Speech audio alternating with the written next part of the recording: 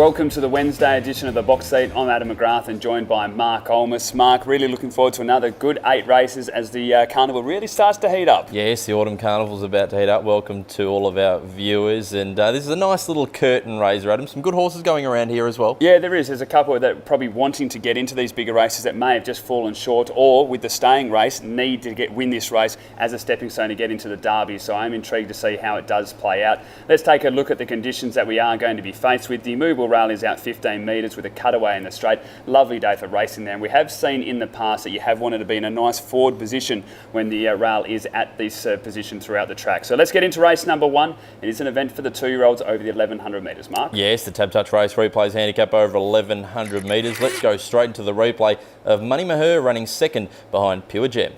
Raced up to Petrosity, immediately under the whip. A length away is Aldelar coming around their heels, and Pure Gem starting to run on him behind them. Aldelar had hit the front with Pure Gem gathering it up and down the outside. Money Maher also coming. It's Pure Gem from Money Maher further back from Lars Zonzol, but Pure Gem holding Money Maher, and Pure Gem wins it from...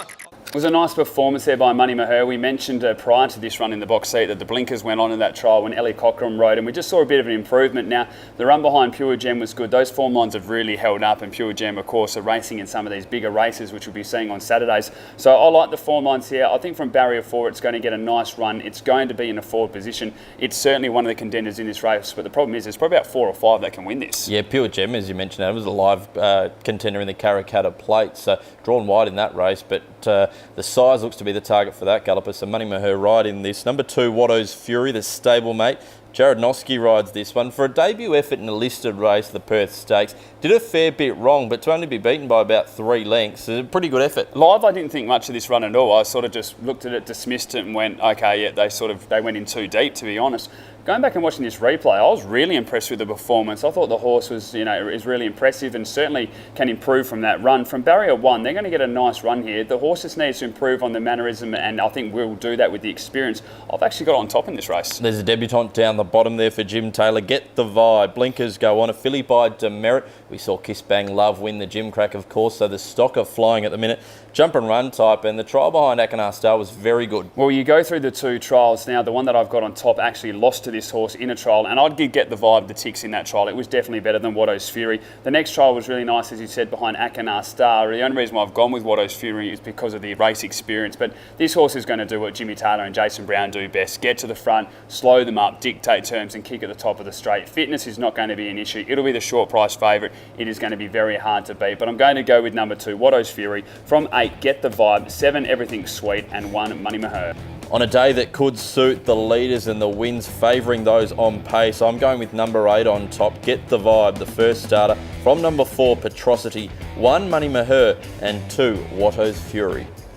Race number 2 at Ascot, it's the Crown Towers handicap over the 2200 metres. Now, Mark, as I mentioned in the preview, there's a few horses here that, with a good performance, will be looking to jump into the WATC Derby. Yeah, exactly right, Adam. As we know, that Derby has been a good race for the fillies, but this is the last chance for these gallopers.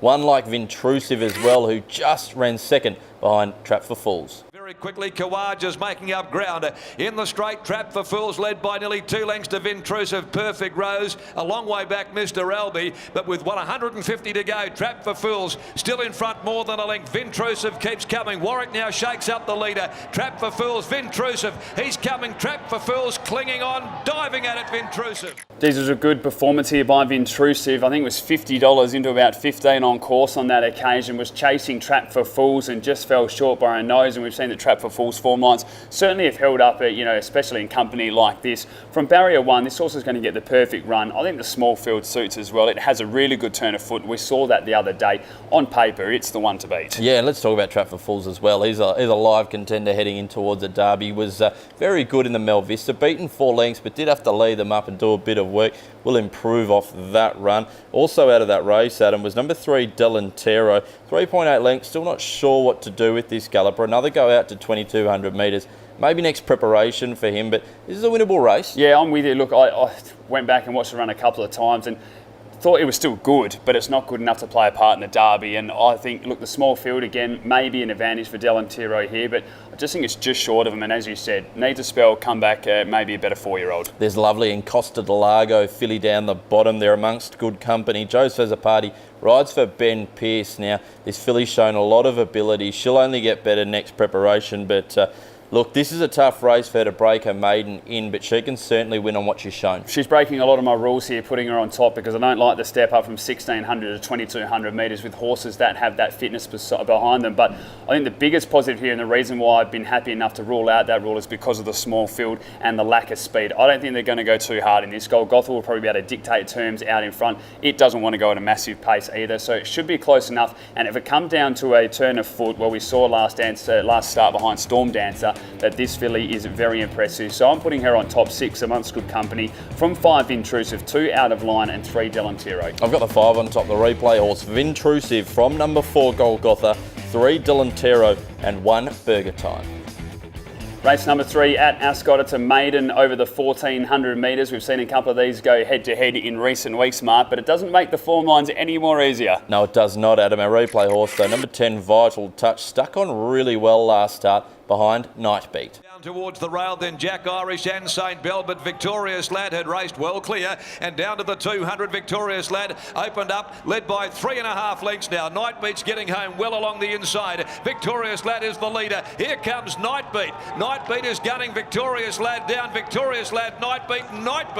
Nightbeat has pegged. This horse has certainly been doing a good job. We've been talking about it a fair bit in the box seats and getting some nice odds about it as well. I think they're really going to disappear now for this race. I think last start it still paid $4 a place, and it was a really nice run. From barrier 4, it's going to get a lovely track up into this race, but I think the punters will be aware of it. You're not going to get a price now, and it still does need to make that just next level, and up to the 1,400 metres adds a question mark for me. I think it could be a big day for the Jim Taylor stable. Number 13 down the bottom there, Cyberspace, a filly by Dane Shadow.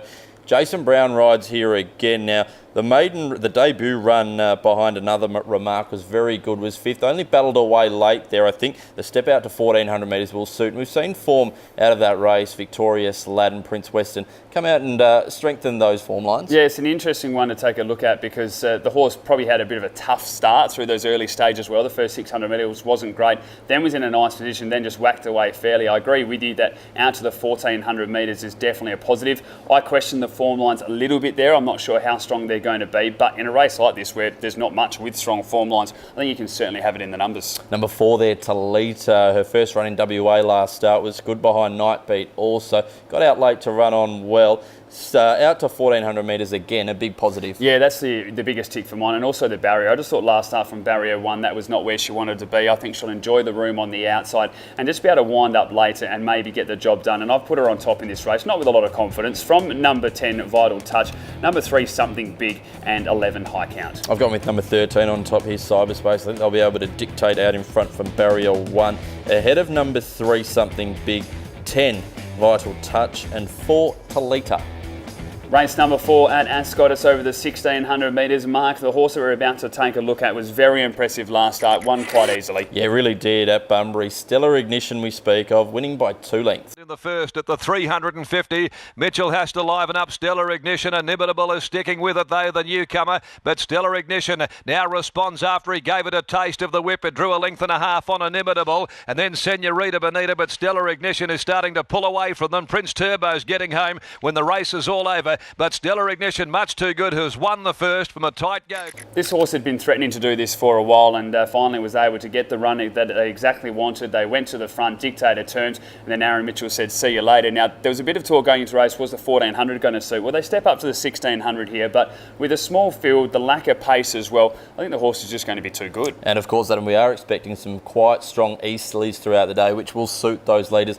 Look, I just can't see anything beating her. This is a pretty weak field outside of the top weight here. We've got in the race number 7 there, Luna Rossa. Probably looks the only danger, but still I dare say a few lengths off the top weight here. I completely agree with you with Luna Rossa, because we've been talking about this horse for a little bit, saying it just wants further ground. The 1,600 metres is a massive step up. It was an improved performance last start over the 14. Still wasn't great, but I think, again, the 16 another positive, and from barrier 3 should get a nice run. But I'm with you. It would need to have to improve 3 or 4 lengths if it's going to beat this favourite. I've got him on top easily. Number 1, Stellar Ignition. From 7, Luna Rossa. 8, Massa Mac. And number 5, Platinum Power. Same exacta for me. One of the better bets on the card. 1, Stellar Ignition from the 7, Luna Rossa. 5, Platinum Power. And 4, Magic Las Vegas.